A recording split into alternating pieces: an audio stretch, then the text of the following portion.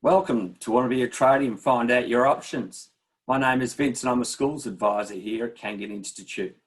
Before we get started, I'd like to run through some etiquette for this webinar. You will have an opportunity to ask questions throughout the webinar, so please type any questions down into the Q&A button at the bottom of the screen.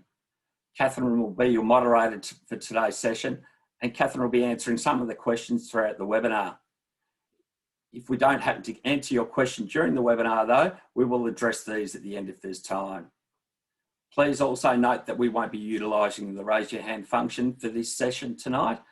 And just a reminder to be respectful to the rights, the privacy, the safety, the opinions, the beliefs of others, and demonstrate the appropriate and respectful behaviour of use and language.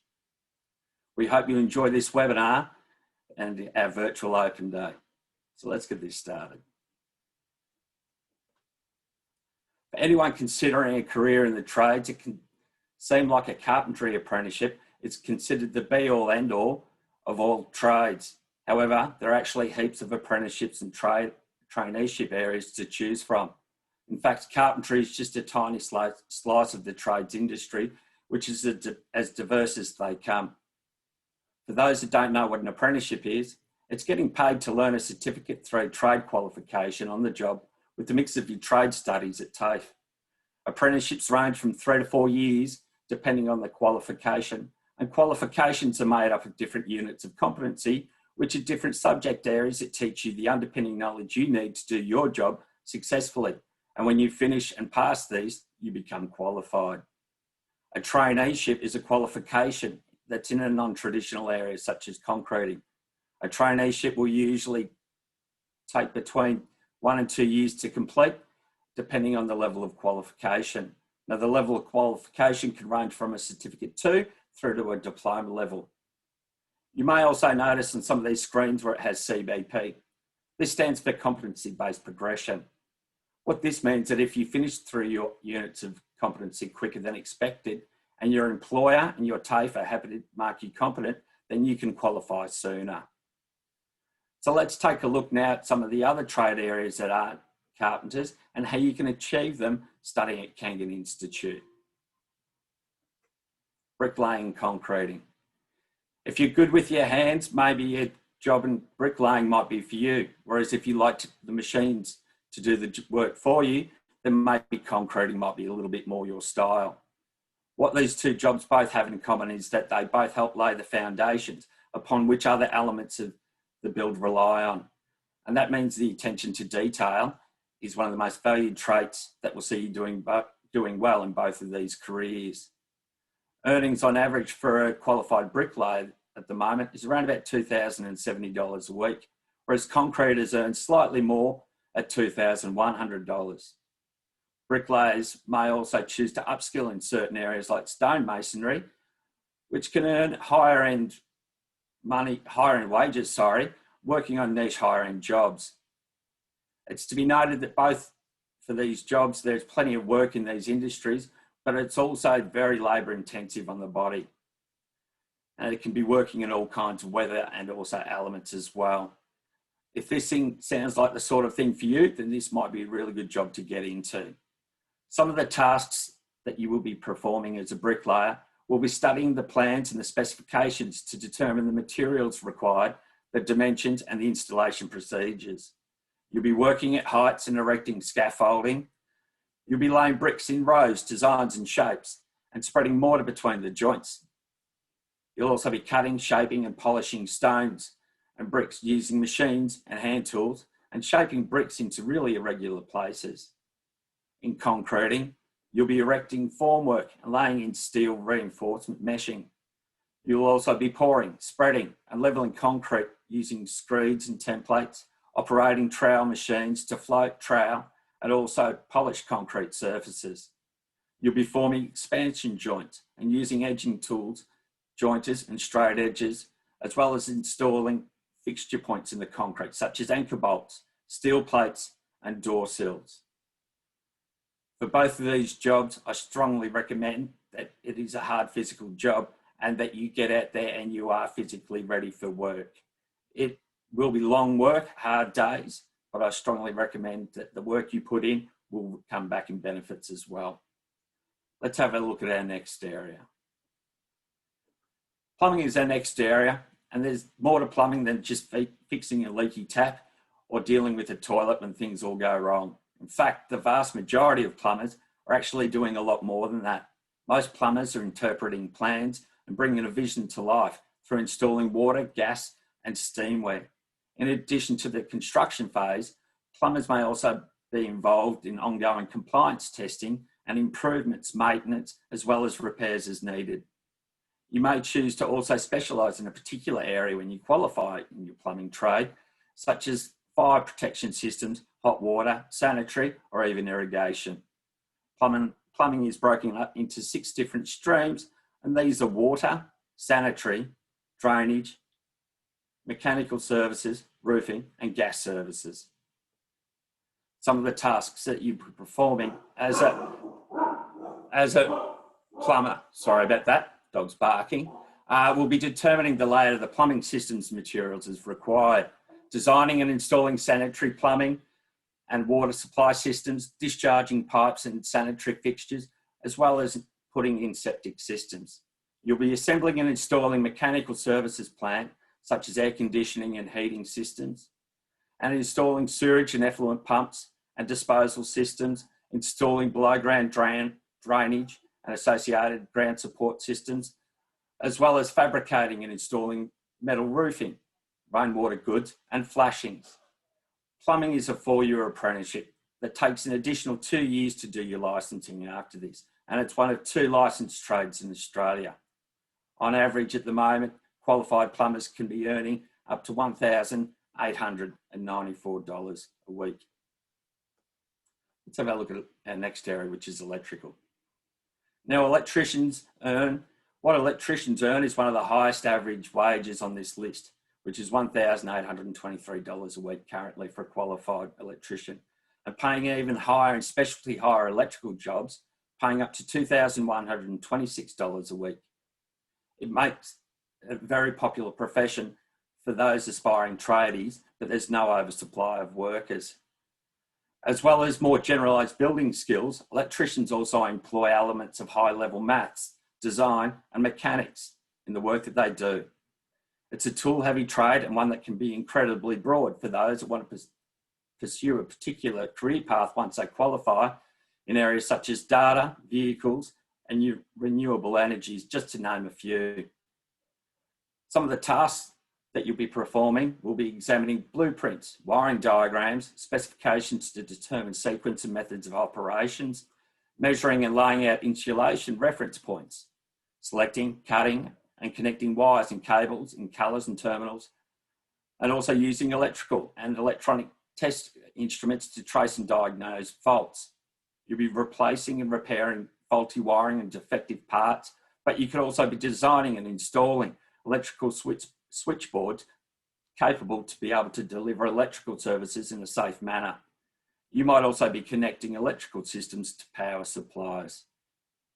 Electrical is a very high sought after job, but for a lot of people, they need to understand it has a very high level of maths required. For those looking to get into this, for those students that are at school, I'd be looking at things like VCE math methods. With electrical, there is a very high dropout rate in first years. It's not because of the practical side of things, it's because a lot of students don't sort of grasp the mathematics side of things, and there's a lot of formula-driven mathematics. So for those looking to get into electrical, I strongly suggest those to do a lot of work studying and upskilling in their maths. Let's have a look at our next area, which is engineering. Engineering is for people that are problem solvers. Whether or not you choose to specialise in a particular engineering area, such as mechanical, civil, electrical, or something very niche like aircraft maintenance, many of these roles can expect a weekly wage anywhere from $1,645 to in excess of $2,000 plus a week.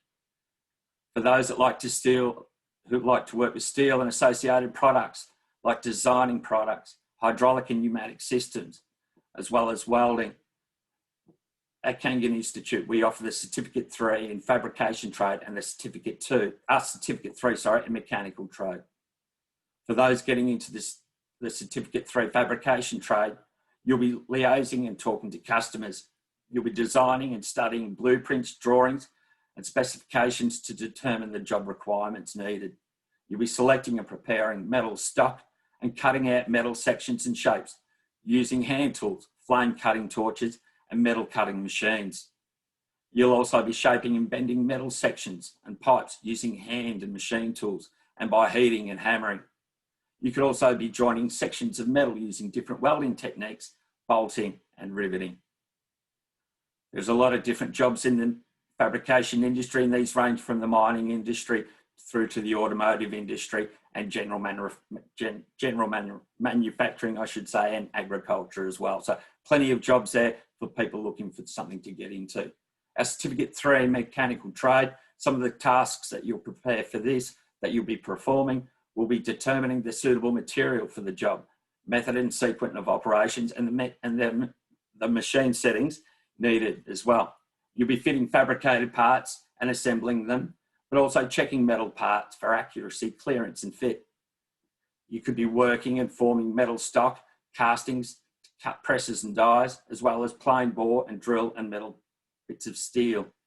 You'll be cutting threads, bends, and installing hydraulic and pneumatic pipes and lines. But you could also be working, prepare pattern mechanisms to control the operation of textile machines and other manufacturing processes. You could also be performing maintenance on machines, mechanical parts, and fluid power equipment.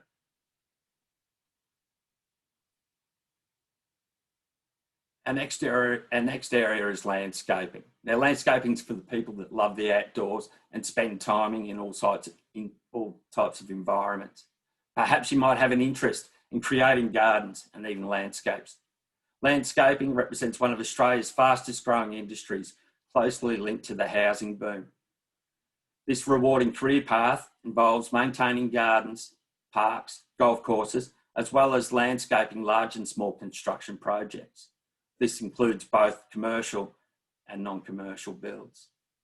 Some of the tasks that you perform as a landscaper will be talking to clients, preparing plants and drawings, selecting materials, as well as scheduling different parts of the landscape construction. You'll be setting out and installing hardscape and softscape structures, as well as constructing gravel and paved paths, building retaining walls, fences, pergolas, water features, ponds, barbecues, garden furniture, and perhaps even the odd pizza oven. You'll be preparing seed beds and growing sites ready to plant trees, bushes, hedges, flowers and bulbs. And you could also be preparing lawn areas by spreading quality topsoil, seed, or even for that instant effect, putting in instant turf. Our next area is horticulture. And horticulture is for somebody that might have an interest in learning about the plants in their garden or even in their local park.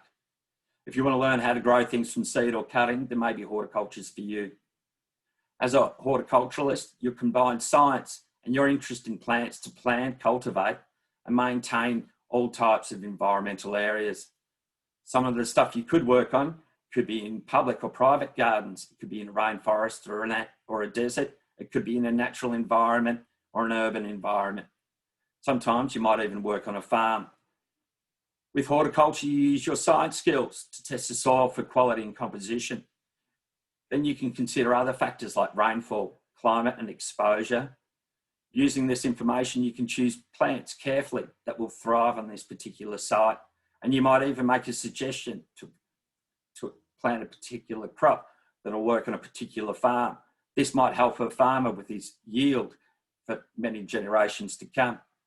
You could also use your knowledge then going in and working in beautiful landscaped areas, working on large government websites or universities and above. Some of the tasks that you perform will be preparing potting mat media and containers for planting. You'll also be selecting the right seeds, the best seeds for bulbs, cuttings, and planting them in beds, lawn areas and tubs. You might also be budding and grafting vegetable stock onto root stock for future seasons. You'll be watering plants manually and control automatic watering systems, and this could be through irrigation systems in hothouses or even out in paddocks and open pastures. You'll be applying pesticides to control pests, disease, weeds, and also nutritional environmental plant disorders. You could be keeping records of soil mixtures, plants, treatments, losses and yields, what worked, what didn't work, and also keeping an eye on the rainfall. Some may also plan to work in sales areas and also work on merchandising and talk to customers. Some may also advise in customer care, on customer and plant care, when selling products. You may also work with assisting in propagation and transplanting of bigger plants as well. Some of the important things to take away from this session. Well, firstly, thank you for joining us. I appreciate it. I'd also like to say, please research the industry to the best of your ability and ask a lot of questions. The only questions are the ones, silly questions, are the ones that you don't ask. For young people, if there is an opportunity, complete work experience or complete structured workplace learning to get a better insight into that industry. Always look at opportunities out there in the community, as sometimes it may always not be what we want to do, but it might provide us with different skill sets that we can take and transform into another workplace or into another job. And most of all, be yourself, enjoy what you do and have fun. Work won't seem like work when you do it, and it becomes more of a passion than anything. Thank you. Do we have any questions, Catherine? Thanks very much for that, Vince. Currently, we don't have any questions. However, I put it out to all of our attendees. If you'd like to ask a question about any of our courses, you're welcome to do so in the Q&A section of today's webinar, or also have a chat with our team on the live chat when you exit the webinar. So we'll just leave it for 30 seconds and see if anything comes through. And if not, we'll conclude the webinar today. No worries. Thank you very much, everyone. Thank you for attending.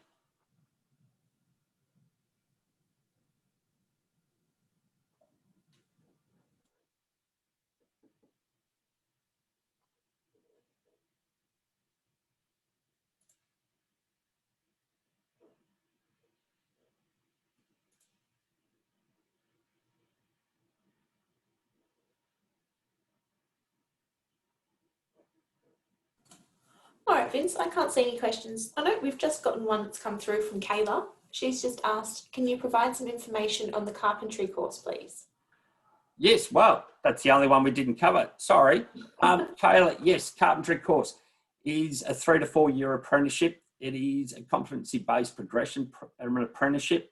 Some employers may choose to make the apprentice do the 4 years and finish out their time.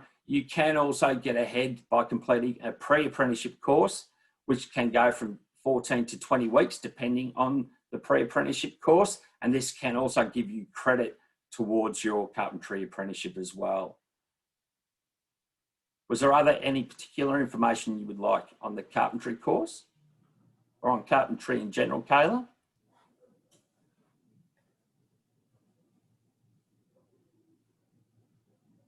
No, she said thank you. So I think that just about covers it. Thanks for your question, Kayla. All right, Vince, we'll finish the webinar here. Thank you very much. And again, if anyone has any questions, just take them to our live chat team back at Open Day.